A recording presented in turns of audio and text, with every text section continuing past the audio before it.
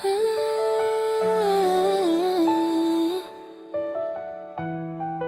kung isang araw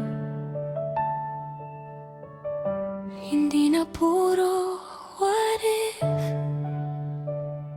Paano kung ang sagot ay mas malapit kaysa sa inakala?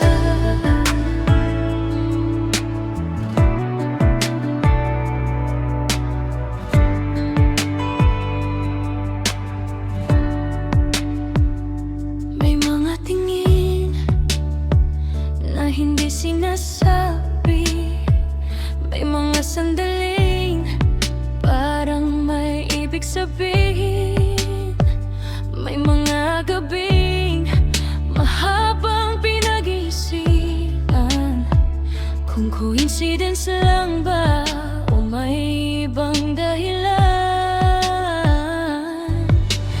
Minsan may pagkataon pero nauwi sa katahimikan, minsan may gustong sabihin pero nauna ng pangamba. Baka pareho lang ang gustong mangyari,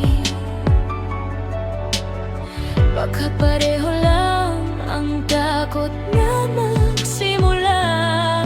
Kung may isang habang na kailangan gawin, sino kaya ang unang lalapit?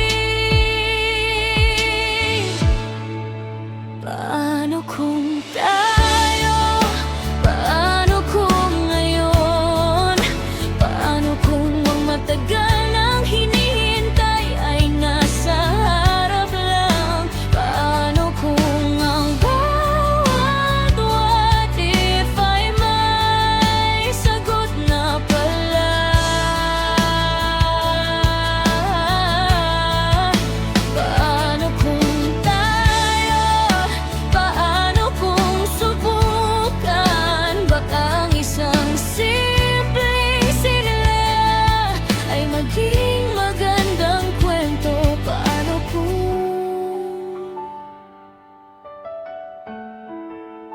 tayo pala?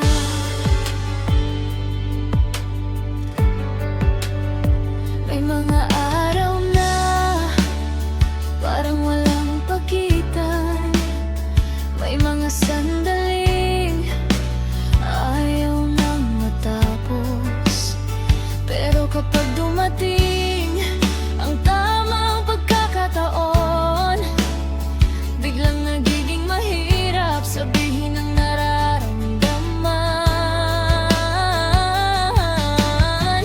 Hindi kailangan ng pangako, hindi kailangan ng kasiguruhan, minsan sapat ang nang malaman kung may puwang para sa isa't isa. Baka hindi naman kailangan malaman lahat, baka sapat ng subukan ang isang habang. Kung may dalawang pusong parehong nag-aabang, bakit hindi bigyan ng pagkakataon? Paano kung tayo? Paano kung ngayon? Paano kung ang matagal nang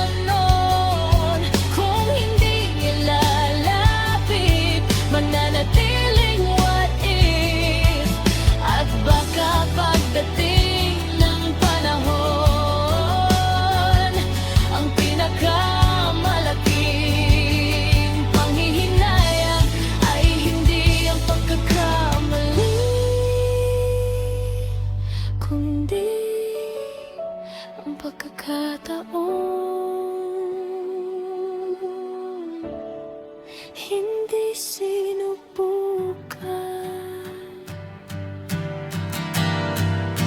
Paano kung tayo? Paano kung ngayon?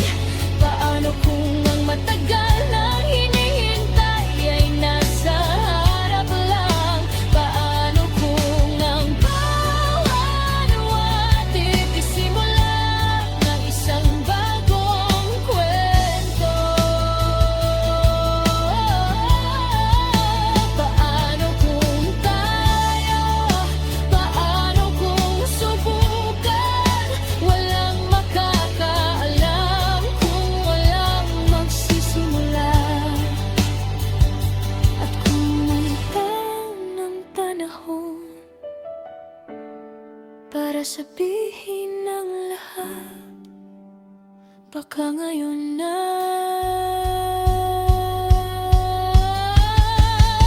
Paano kung tayo?